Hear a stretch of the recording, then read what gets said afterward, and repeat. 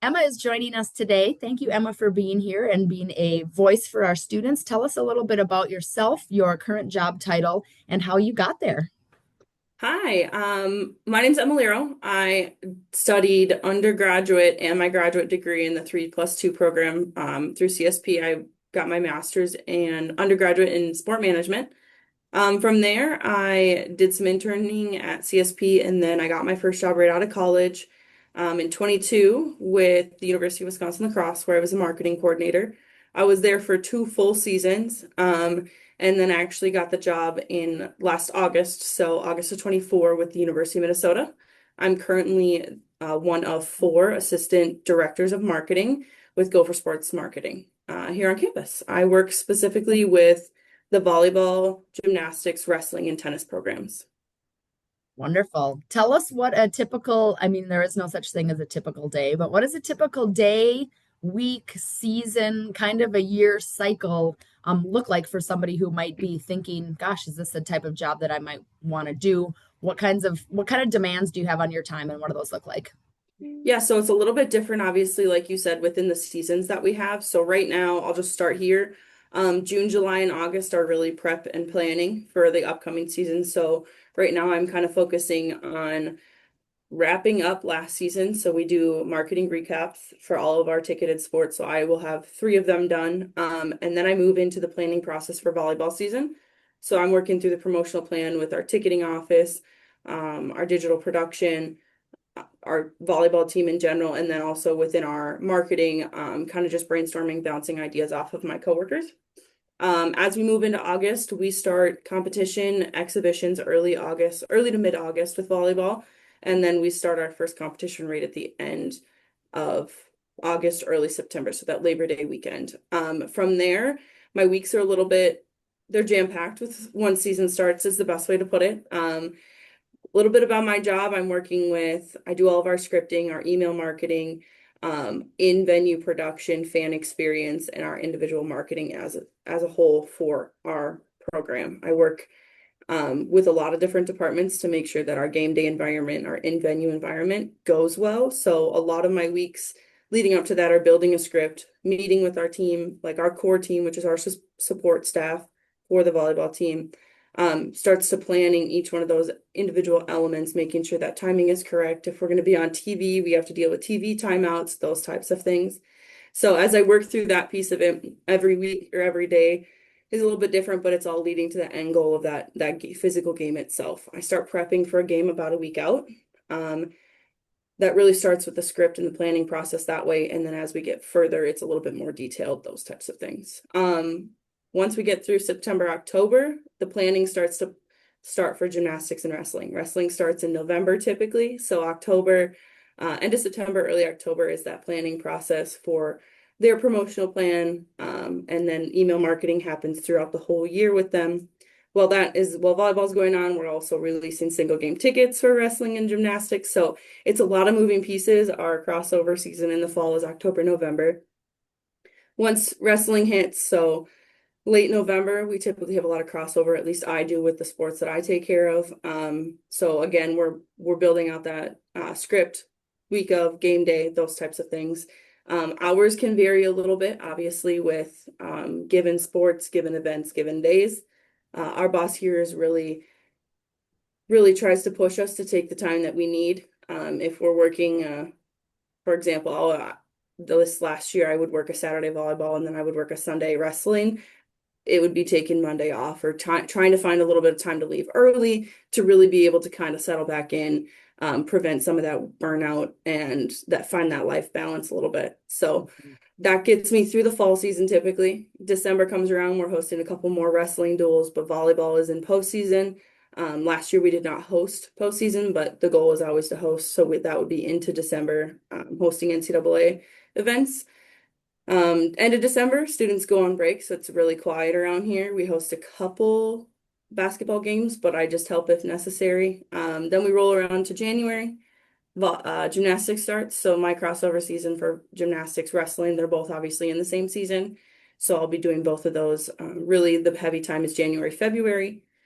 March, we kind of wrap up. We're I'm sending emails and updating different game day pages for postseason events, and then starting to write my recap for volleyball. While all of gymnastics and wrestling is going on, tennis is also happening. So we start to plan a little bit of promotion schedule there. We don't do email marketing for them because it's not a ticketed sport, but we still do marketing in the event, in venue, those types of things. So starting to write the recap then come March, April for volleyball. Once gymnastics and wrestling is over, May really hits hard with some of that recap, building, kind of looking back at the last year, start meeting with some coaches, talk through what didn't, recap their year and their thoughts. And then we're back to June where it's a lot of planning, finishing that process. And all within there, try to take some time off. Really, our biggest time off is May, June, July. Once we get through the 4th of July holiday, it's really just kind of gearing up for the next year. Yeah. Oh my gosh, I'm tired just listening to you. Yeah, But I clear. haven't talked I haven't talked through that bit in a long time, just of like what the year looks like. Uh-huh. It's a little bit different for all four of us. All four of us have different sports, so the year Right. looks a little bit different. Right. But yeah. Right, right. And I was going to ask you, you're fortunate at the University of Minnesota to have a larger team. What might somebody stepping into a marketing role at a Division 3 school where they're the only person? How might that look different? Or you had previous experience. So what came with you? What duties did you pick up? What did you get to drop? What have you noticed even within, yeah, differing vicinities for college sports? Yeah, so you say that because that's exactly what I was. I was the only one. I was a marketing coordinator at the University of Wisconsin Lacrosse. We had 21 sports, and I had a hand in each one of them. So, for the most part, we were building, it wasn't as big of a promotional plan as we do here, because every one of our games essentially have some sort of promotion with them. I just didn't have the bandwidth to be able to do that. So I worked with each individual coach.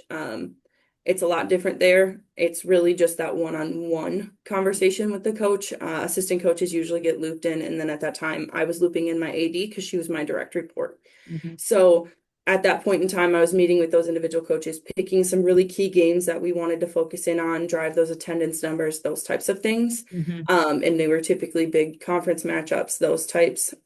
Email marketing, we did not do at lacrosse just because, again, we didn't have the funds to be able to do it, but also necessarily the time, I think Hmm. is the best way to put it. So we didn't do that, as in me. I assisted also with some of the social media aspects, graphics at lacrosse, whereas here we have a whole different department. We have Right. a digital creative team that does a lot of that pieces of it, works with our communications team, and they handle the social media aspect. So for my specific job here, I can't speak on that at other institutions Mhm. at the Division 1 level because I do know some of the marketing has a little bit more of a hand in social media, but we're a little, at least with my teams, we're pretty hands off Yeah. in that aspect. But the biggest thing with being in Division 3 is you kind of become jack of all trades, and there's nothing wrong with that. I Mhm. think I'm better at my job now because of what I went through before. I Mhm. can see different perspectives. I also worked with our live streaming services there. So like I have seen and I understand what it takes. Granted, I don't understand what it takes to do it here just because of the production level, but Mhm. I have kind of seen that piece of it of like, okay, yes, the game can go, but we also have fans that are online watching because they can't be here. This is what they depend on, those types of things. So really becoming a jack of all trades. And then when I got here, I really got to focus on just the marketing part of it and Mhm. the fan experience in venue and the production piece of it. Yeah. I think that's a good point for students because they either might think, oh, I don't want to do game day ops, or I don't want to do graphics, or I don't want to do social media. But they should say yes to those things just to even get exposure. So, what are some of the things you interned with our own athletic department here? But what are some of the things that you picked up along the way? Some of those breadcrumbs that helped give you a more holistic view of things from the top down. Yeah, so starting with my job or my time at CSP, I actually did so much through the athletic department. I was a part of ticketing. I did game day operations. I helped with our marketing. I interned underneath our marketing GA at the time, so I tried to get as much as I could. I also did a little stint with our compliance office, Yeah. with Allison specifically, just trying to figure out at the time what I wanted to do. I knew I wanted to be in sports. I knew I wanted to be in college athletics, but it really was able to give me the time to find a place to dive in. Okay, compliance I found out just wasn't my thing, and I think that's okay. And then um I worked with ticketing. I liked that aspect of it. Game day operations. When I was looking for jobs at graduation, I was also applying for game day operation jobs. Mhm. I liked both of those aspects. I liked being behind the scenes, kind of just, I always said I liked being able to fix something without a fan knowing and they can just enjoy their experience. So those two jobs, my job now and that job then, really allowed me to be able to kind of find that place.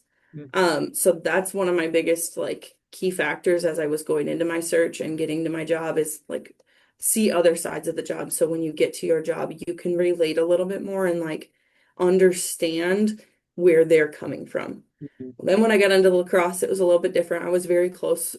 We had a very small admin team, a very small team in general, of support staff. So all of us were going through the same things. We were all working almost every single event. We were all trying to make ends meet essentially in the aspect of let's get this game running, let's get it to the best of our ability in a lot of different ways. The atmosphere, the fans, obviously, and then we had our live streams and our live stats and things like that. So it's really working with those people that you have to find what everybody's good at and Right. making sure that we're sticking to those of, okay, if I'm really good at this, let me just drive this bus. If someone else is good at this, let's drive that bus and Right. try to find a way to be able to succeed with less people, I think is the best way to put that. Totally. Thinking about some of the skills or experiences that students would maybe it would help them to polish those up or yeah, spend a little time on them. I already heard working with other people and understanding strengths, being able to recognize things that you're good at or things that you can ask for help with. But what else is going to make a student successful in this career? They clearly need to be a go-getter. They need to be okay with a flexible work schedule. They need to be okay um, having a lot of moving pieces. What's going to be helpful, or maybe on the flip side, what might what might deter a student from something like this? My biggest thing and that I love to start out with is if you love sports, great, but you also have to love the back end of sports. Right. You have to love the business side of sports. The whole goal is our student athletes, obviously. That's the whole point. But then you run into the back end of things. My job here is to get people in the venue, to have them enjoy their experience so they come back. Mm-hmm. So you can enjoy sports, but you also need to enjoy the business and the back end of sports. Um, when I'm watching or when I'm producing a game, I don't really get to decide, I Right. get to see it. Yeah. There's sometimes I leave the game and I'm like, did we win? And how many games did we play for volleyball? How many sets did we Yeah. play? How many sets did we win in a match? Sometimes I'm not sure. I have to go back and look. And that sounds kind of bad, like I'm not paying attention. It's just the fact that there's so much Mm-hmm. outside that I'm having to produce and those types of things that sometimes I forget to watch the game. Yes, it's great volleyball and I love watching it, but I feel and I see the fans in the atmosphere more than anything else because that's what I want. I want that great opportunity for those fans Yeah. specifically. Another skill I think we talked about a communication. I think relationship building is a big piece of it. If I were to forget something and I didn't have a relationship with somebody on my team, all I'm doing is constantly asking them for something because I'm late on it. And that does not always come across well. Mm-hmm. So making sure that we're having those conversations of, hey, how's actual life? Like, I don't need something from you. I'm just checking in, making sure we're all good. We're all kind of running through this fast-paced 8 months of the year, essentially. Yeah. Let's check in on how you are as a human. And then I think the last piece, obviously there's more to this, but I think one of the biggest pieces is being flexible and understanding that this is coming from a type A personality, coming like I can plan everything I can, but understanding that for the most part, 50% of the time it's not going to go to plan. Time's going to be off. We're not going to have somebody where they're supposed to be when they need to be. My first game I ever worked at the U of M, we didn't have an audio system until 5 minutes before we started intros. Okay, so how are we going to do that? And that's audio system as in like communicating across the venue, figuring out what needs to go on the video board. We're all connected via comms because we're not all in the same place. So how do we communicate? How do we pivot and make this work still that our fans don't know? Right. So being adaptable is really, really, in my opinion, one of the biggest things with sports, not only just in venue, in game, but also as you're planning and building as well. Mm-hmm. Oof. But it's so rewarding when it works, right? And it's a seamless experience for the fan, and they have no idea that anything was ever amiss. So that has to feel really good too, to like we pulled this off and it was a great show, right? Absolutely. That's always the goal, and the goal is our student athletes and their fans and experience that. Yeah, yeah. I want to take you back to your undergraduate and graduate days. Students here do a sport business class, a sociology of sport class, sport and law, sport management. Are there a couple of conversations or assignments from school that stick out to you that you're like, once you found yourself in your job, you're like, oh my gosh, we talked about this in the classroom. Dr. Ross did a sport marketing class where we had to start a team and market it. Essentially, we're selling it from the get-go to a place. And that one really sticks out to me because you got to build it from the start, Hmm. and then you got to continue to execute it that way. It was just a make-believe team or whatever, but ours was, I worked with a group of four of us, and I still to this day we talk about it because the team actually is now there, or like the sport and the team we thought.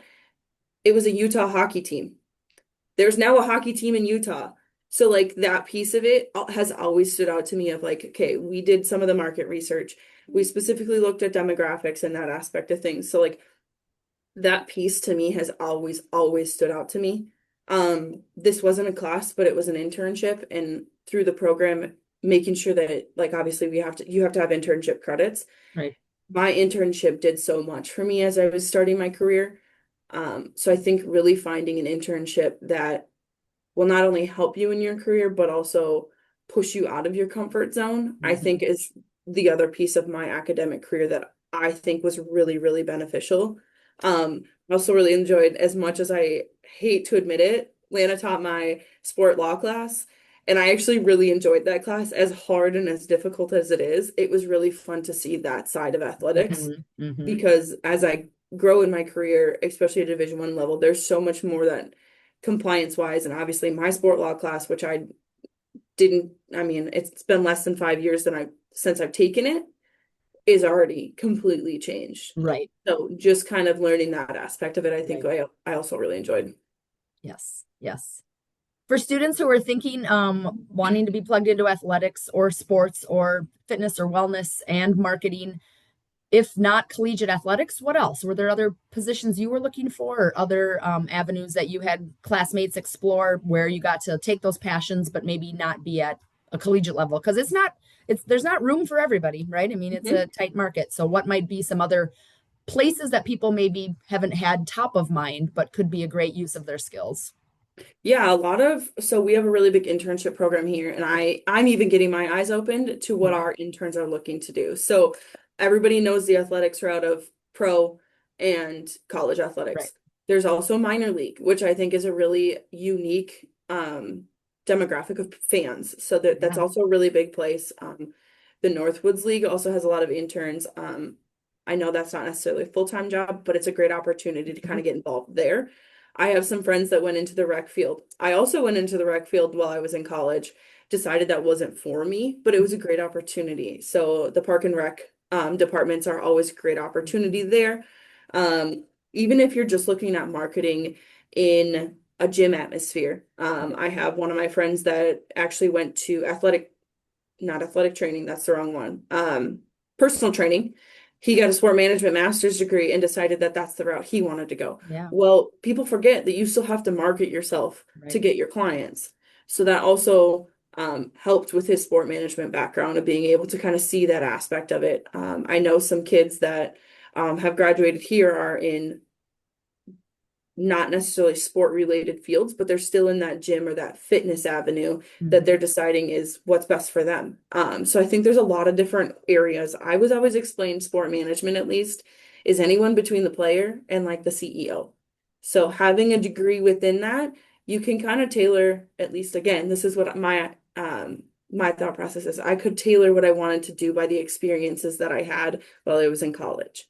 Hmm. So that's the best way I can describe that piece. There's a lot of different areas. I only touched on a few, obviously, Yeah. but I think that piece of it is so big. And just because you're getting a sport management degree does not mean you have to stay in sports. Right. So, Yes. Totally perfect. Couldn't have said it better myself. That's why we love to have our alums say it because we want our students to hear it. Okay, Yeah. Emma, final question for you, and then if you have any other thoughts, you can share them. But what has been your biggest aha moment, or if you would look back to yourself as a junior or senior in college and say, "Okay, past Emma, here's something you should think about for the future." What would you tell your previous self, or what has been something that you've learned as you've gone on in your professional life? I tell my previous self that you're going to get a lot of no's, but the yeses that you're going to get are going to be worth every no. Mhm. That sounds super cheesy, I think is the best way to put it. But as I was leaving college, I didn't have a job. I had 6 months before I even got a job offer. I was on interviews, those types of things, but just missing a few things here and there. If I would not have gotten and said yes to the job in marketing at Lacrosse, because again, if you would have asked me while I was in college, and I think Dr. Ross and Lana can speak to this, I would have never wanted to go into marketing. But through some of my experiences and just taking a leap, I'm now at the U doing a job that was a dream job, I guess is the best way to put it. But taking the no's, learning from them, because I always say, like, if you don't learn from your no, how are you going to get a yes? You didn't fail if you didn't learn something. I Mhm. even tell our students that now. You didn't get a job. Okay, great. Did you learn something? Yes. Okay, so you didn't fail. You're now just looking for the next one. Mhm. So take the leap into something that isn't necessarily the direction you thought you were going to go, um, because it's going to work out. And I think that's the biggest thing is as I was going through my undergrad, I was so focused on getting my dream job right out of college, where I got a job, I had to make it what I wanted it to be to then continue to grow as a professional in my career. So I think that's the biggest thing that I would tell myself is one, take the no's as a learning opportunity, but two, it's all going to continue to work out as long as you put in the effort to go where you want to Anything else to share as closing comments for our students? go. I think some advice that I'd share, especially as you're young in your career, you're young in your academics, try a bunch of different things. The only way you're going to be able to find out if you like something is if you find out you don't like it. Again, I went everywhere from the park and rec, to working in compliance, to actually taking a job in HR my senior year in college for a couple months, well, 6 months because they needed some help. But as you continue to try different things, you're going to take bits and pieces, but you're going to learn along the way. You're going to learn those transferable skills that are going to continue to help you.